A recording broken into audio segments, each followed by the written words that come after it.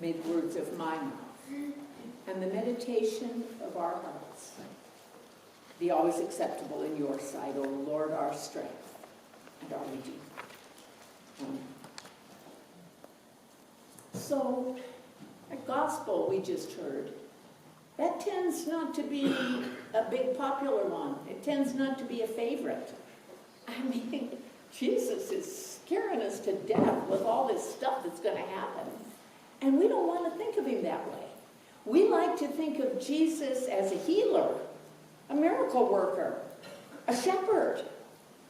And that gospel we just read, that makes him sound more like the guy standing on the street, shouting dire predictions and warnings about the end of the world.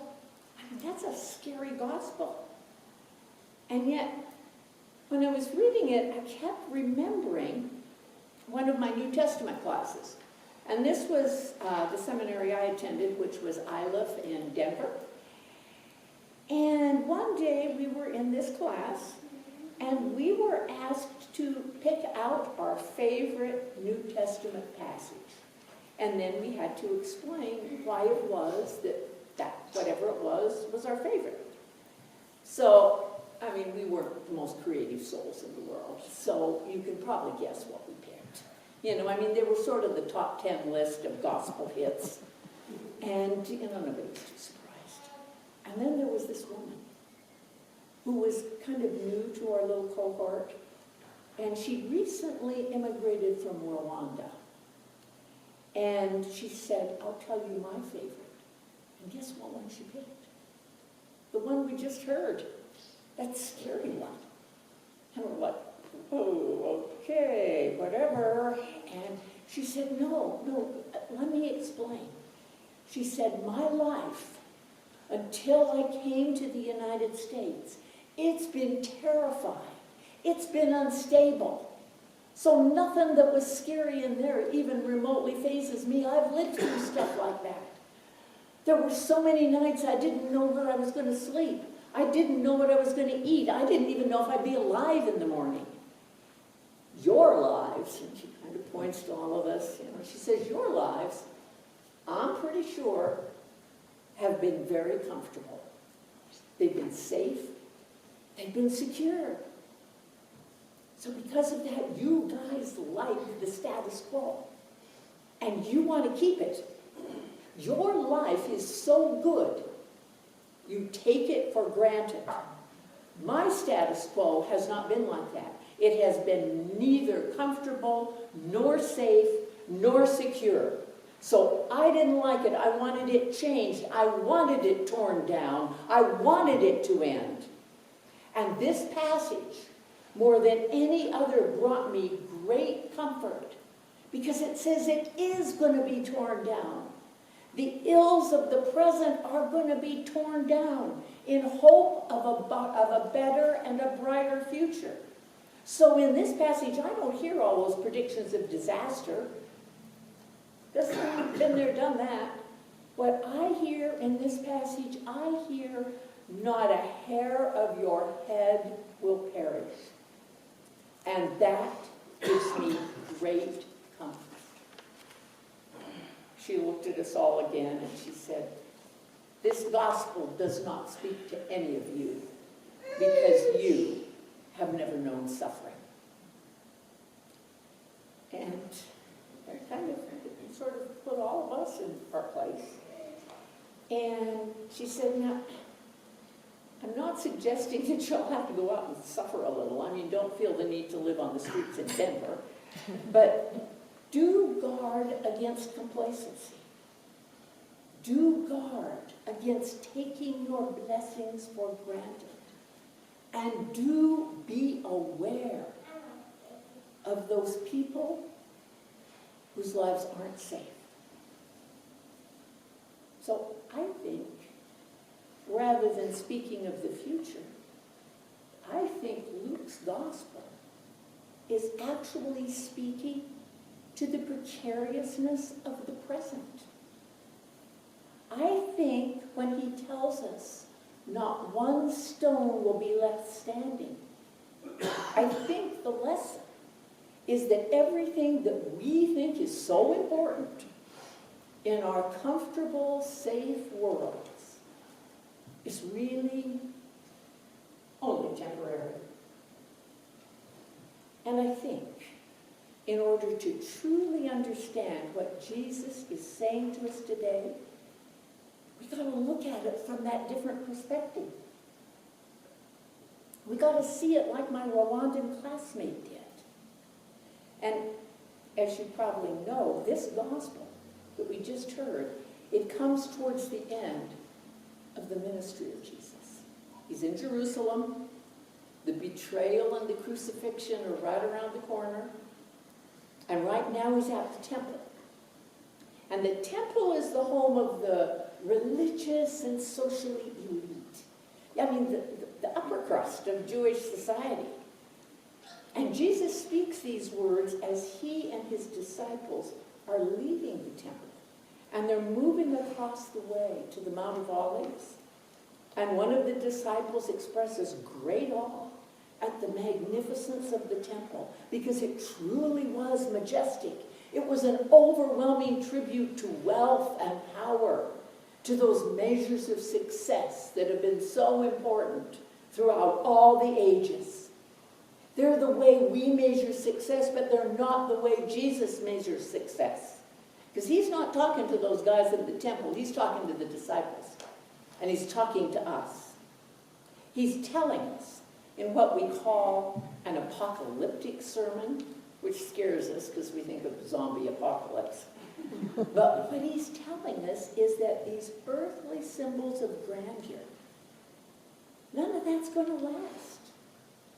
And this particular statement, I mean, that came true pretty quickly, because that glorious temple was destroyed by the Romans just one generation after Jesus spoke those words. And an apocalypse doesn't usually involve zombies. What it involves, what it really means is an unveiling, a revealing of something. And at first glance, this gospel does sound like a revealing of something bad, a warning of upcoming destruction. But I wonder if that's really the point. I wonder if that's really what's happening here. I was thinking about last year, and I was attending the National Humanities Council, and it was in New Orleans. And New Orleans, of course, is a fascinating community, fascinating city. And there was literally one of those street preachers. There was one of them standing on every corner. And one day I was crossing this very busy street, I think it was Canal Street, which is like one of the busiest streets in the city. And I'm crossing it with my friend who's at the conference with me, and she's got her tiny little Bichon dog with her, this cute little white dog. Little dog's name is Emma. And this really particularly awful, I mean nasty, noisy preacher. Oh, he was awful. And he like singled us out, singled Carol and me out, and he's screaming at us. And he's making all kinds of dire predictions and threats. I think we were probably dressed too well, and we had those stupid convention badges, you know. So, I mean, he was getting us. And, I mean, we just kept moving. We kept moving. We're crossing Canal Street. There's cars everywhere. And poor little Emma, that poor little dog, I mean, she just stopped. Dead in the middle of this street, and she wouldn't go, and she was quivering. I mean, head to tail, she was just shaky, and she wouldn't move. She would not move, and she just stood there and shook.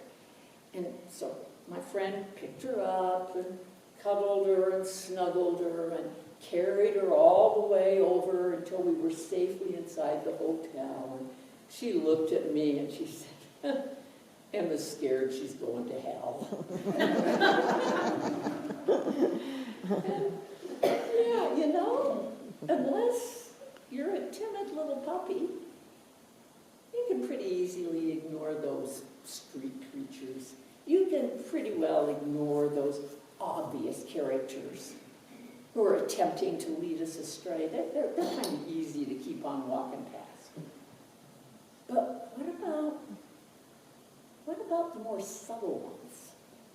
What about about the ones who actually make sense, who are actually quite pleasant?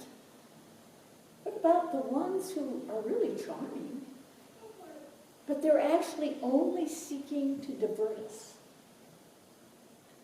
They're seeking to switch our focus from the things that are really important, the things of God, the things of Jesus, to those unimportant things that we spend so much of our time on as we're running looking for power and position and prestige and possessions.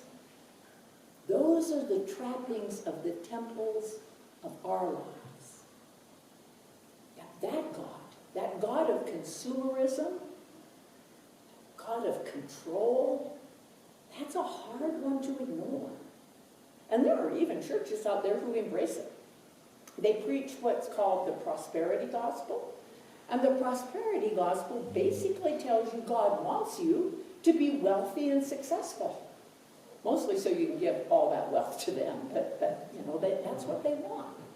And he says that's what they say. God wants you to be wealthy. Now, the thing is, God doesn't hate the wealthy. He really, truly doesn't. He doesn't condemn us because we have stuff. But he does make it abundantly clear that the danger lies in forgetting which God it is you serve. Are you serving the God of this world, where the temples of wealth and success are continually being torn down, where nothing is permanent, where death comes to everyone? Are you serving that God? Or are you serving the God we know to be true? The God who sent his only Son to save us from all that stuff. Which one are we serving?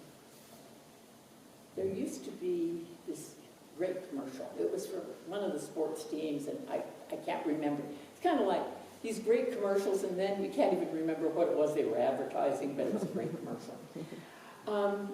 And they were selling tickets to their games, and they had this line in the commercial, and I still remember it said, it's asking you to buy a ticket, and it said, we'll sell you the whole seat, but all you're really going to need is the edge. And I wonder if that isn't what we're being called to live our lives, not from the complacency of our easy chair or the comfort of our sofa, but from the edginess of being in the game, being in the world. We are indeed led astray if we allow ourselves to be guided by the past and not the future. We're led astray if in the midst of all the false prophets in our lives, the calls to accumulate all that stuff that everybody tells us we just can't live without, in the midst of all those worldly calls, we miss the one true call. That's when we're led astray. When we miss the call from Jesus to be his disciples and his witnesses. Now, the odds are pretty good that we're not going to be called to die in his name, as so many of those early Christians were, but we are being called to live in his name. We're being called to open our eyes, to live on the edge of our seat and see the world around us, to jump out of that complacency and feed the hungry, bring justice to the persecuted, show hospitality to the lonely. One of Winston Churchill's best lines was, if you're going through hell, keep going. Even though our lives are comfortable and our blessings are innumerable, we all still have our own personal world endings. Our loved ones die. People move. A friendship is lost. Illness strikes. And we see all that darkness out in the world, and we wonder where God is in the midst of all this pain and suffering. And we wonder if these really are the end times. Are these the end times? Kind of depends on which God we serve. Are we going to be allowing ourselves to be led astray by those false teachers in whatever form they might take? Or are we going to remain faithful? Faithful to the one who saves. Are we going to remember that in the midst of suffering, persecution, and oppression, God is always faithful. He's faithful even today, when he seems so far away in our very broken world. If we serve that God, if we remember that, then maybe we can rejoice in this gospel too. This gospel that at first glance seems so scary. Maybe we can rejoice like my friend from Rwanda. Maybe we also can take comfort in the fact that everything around us is changing. The status quo is always changing, but our God never changes. He's always there and calling us over all that pain and all that destruction and all that turmoil. He's calling us to come to him, to trust in him, only in him. Jesus isn't talking about the end. Jesus is talking about the beginning.